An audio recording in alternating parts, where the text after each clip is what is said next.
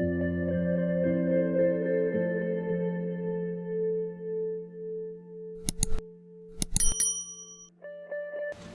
बच्चों, स्वागत है आपका हमारी हिंदी की क्लास में। तो बच्चों, आज हम हमारी हिंदी की क्लास में करेंगे 9वीं कक्षा का पाठ लहासा की ओर, जो क्षितिज पुस्तक से है। इस पाठ का सार करेंगे। इस पाठ के लेखक हैं राहुल सांकृत्यायन, जिनका जीवन परिचय मैं आपको पहले ही करवा चुकी हूँ। तो आइए करते हैं लहासा की ओर पाठ का सार।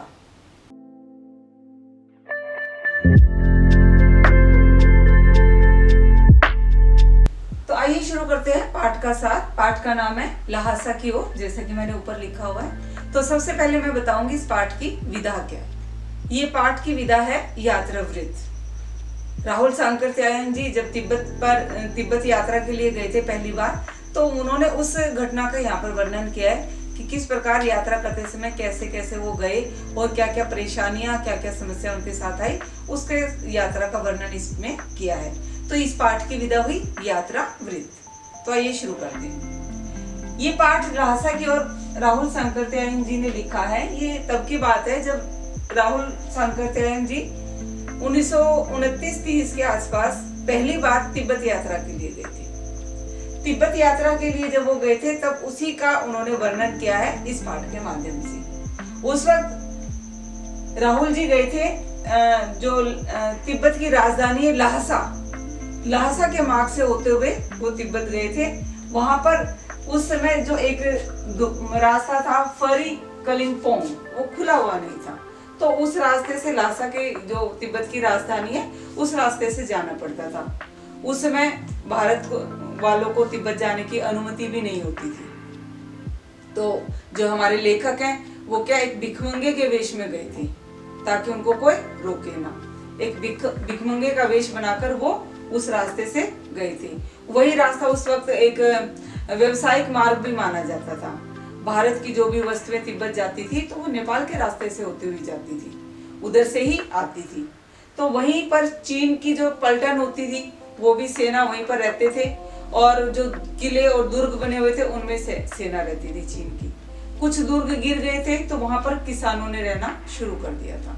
तो वहीं का वर्णन शुरू करते हैं लेखक जब वो वहां से पहुंचते हैं, और रास्ते में वो बताते हैं वहां पर जो किसान लोग, जो दुर्ग टूट गए थे ना, जहाँ किसानों वो सैनिकों के दुर्ग थे, उनमें किसानों ने कब्जा कर लिया था, वो वहां पर रह रहे थे।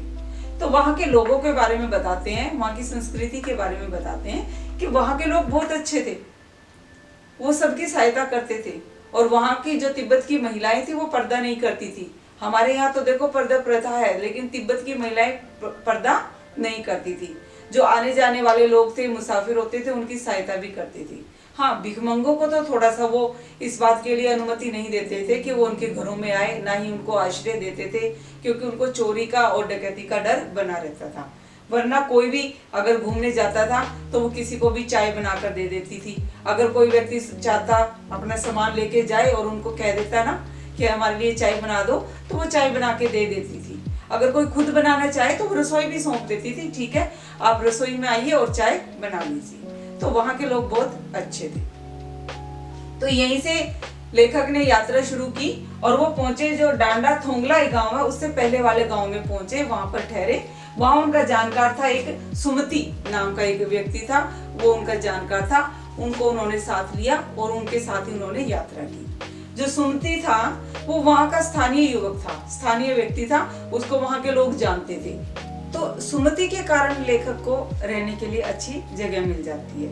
लेखक जिक्र करते हैं कि 5 साल बाद वो दोबारा भी जब जाते हैं तिब्बत यात्रा के लिए, उस समय उन्होंने अच्छा वेश धारण किया हुआ था, अच्छे कपड़े पहने हुए थे, एक जेंटलमैन की तरह वो गए थे।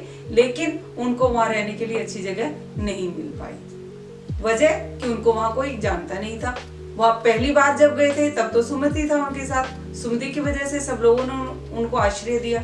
लेकिन जब दोबारा गए थे तब वो कोई जान पहचान का था नहीं, इसलिए उनको अच्छा आश्रय नहीं मिल पाया।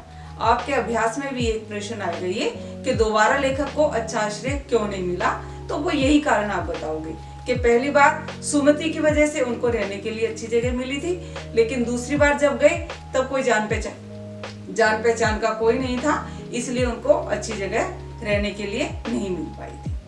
और गांव ना होने के कारण वो बिल्कुल निर्जन स्थान है, वहां पर कोई व्यक्ति बहुत कम आते जाते हैं। जो यात्री लोग हैं उनको वहां पर बहुत डर बना रहता है चोरी का और डकैती का। और सबसे बड़ी बात यहाँ बताइए कि वहां तिब्बत में हथियार का कोई कानून नहीं था। हमारे यहाँ तो जैसे हथियार रखने के लिए लाइसेंस लेना पड़ता है तभी हम कोई हथियार रख सकते हैं, लेकिन तिब्बत में इस तरह का कोई कानून नहीं था। वहां तो जिस प्रकार हम यहाँ लाठी डंडे रखते हैं इसी तरह वहां लोग हथियार रखते थे। तो वहां चोर डाकुओं का भी डर बना रहता था। और डांडे इसके लिए सबसे खतरनाक जगह थी। वजह कि वो सबसे निर्जन स्थान था, दूर दूर तक कोई व्यक्ति दिखाई नहीं देता था, ऊंचे ऊंचे पहाड़ थे उस रास्ते में, तो किसी को पता भी नहीं लगता था। और डाकुओं के लिए वो सबसे उचित जगह थी। यात्रियों को वो पहले मारते थे और उसके बाद देखते थे कि उनके पास क्या पैसे या कोई चीज लूटने की कोई चीज है या नहीं है। तो इस बात का बड़ा खतरा बना रहता था। लेखक तो वैसे ही भिखमंगे के वेश में था, इसी डर से अगर कोई मिलता था तो बीच में इस बात का डर नहीं रहता था कि उनको कोई लूटने की कोशिश करेगा। अब उनके जो सहायक है सुमति, उन्होंने उनको सलाह दी डांडे को पार करने के लिए घोड़े की सहायता से। उन्होंने 2 घोड़े लिए और शुरू की सुबह सुबह के घोड़ों पर, क्योंकि 16-17 मील का वो रास्ता था, उसके बाद ही अगला पड़ाव आना था, तो उन्होंने वो घोड़ों पर वो यात्रा शुरू की।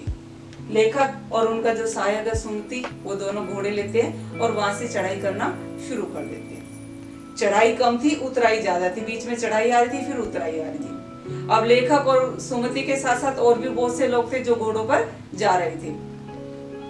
अब होता क्या है, उस दौरान जो लेखक का घोड़ा है वो थोड़ा सा धीरे चल रहा है, धीमी गति से चल रहा है। वो अपने साथी से बिछुड़ जाते हैं और रास्ते में एक ऐसा मार्ग आता है जो 2 साइड को मुड़ता है, 2 तरफ फटता है और लेखक गलती से गलत रास्ते की ओर चले जाते हैं। उन्हें पता ही नहीं लगता वो कौन सा रास्ता है, वो गलत रास्ते पर चले जाते हैं। और जब वो 1-1.5 मील आगे बढ़ जाते हैं तब जाकर उनको पता लगता है कि वो तो गलत रास्ते पर आ गए। फिर वो वापिस आते हैं, वापिस आकर जब पहुंचते तो शाम के 4-5 बज जाते हैं, सुमति तक पहुंचते हैं। ऐसे सुमति बहुत नाराज होता है कि वो तो बहुत परेशान हो रहा है उनके इंतजार में।